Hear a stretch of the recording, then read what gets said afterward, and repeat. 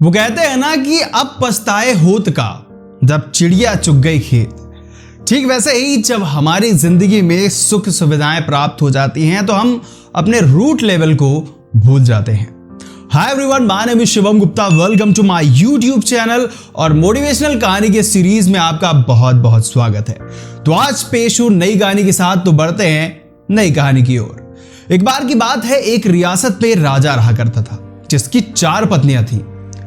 वो सबसे ज्यादा प्यार अपनी चौथी पत्नी को करता था। उसे सबसे ज्यादा गहना, कपड़े, वस्त्र, जेवर, पूरी सुख सुविधाओं से परिपूर्ण रखता था। इसके बाद वो तीसरी पत्नी से भी प्यार करता था, लेकिन उसका बखान केवल अपने आसपास के पड़ोस में, राज्यों में किया करता था।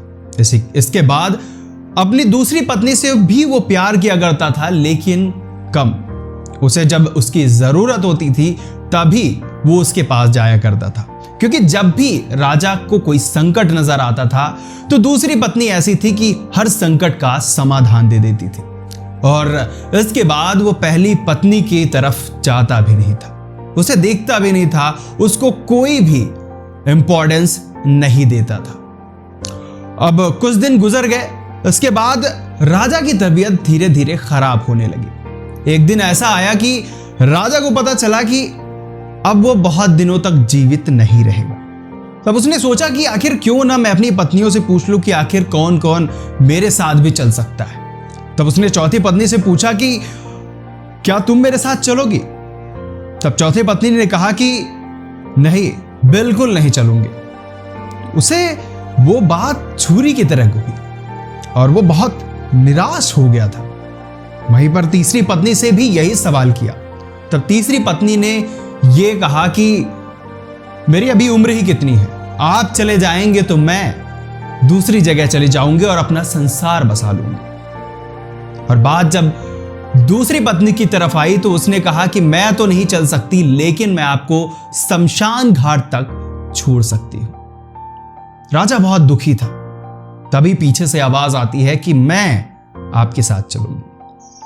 नजर घुमाई तो उनकी पहली पत्नी थी, जिसका वो कभी ख्याल नहीं रखते थे, जिसको कोई इंपॉर्टेंस नहीं देते थे, और आज वो उनके साथ जाने को तैयार थी।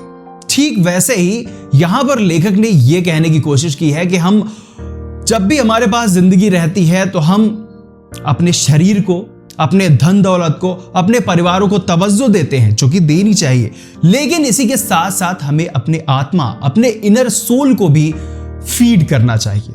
यहां पर चौथी पत्नी से मतलब है हमारा शरीर, जिसे हम पूरा दिन, पूरी रात इसकी सेवा में लगे रहते हैं और अंततः क्या हमें छोड़ देता है।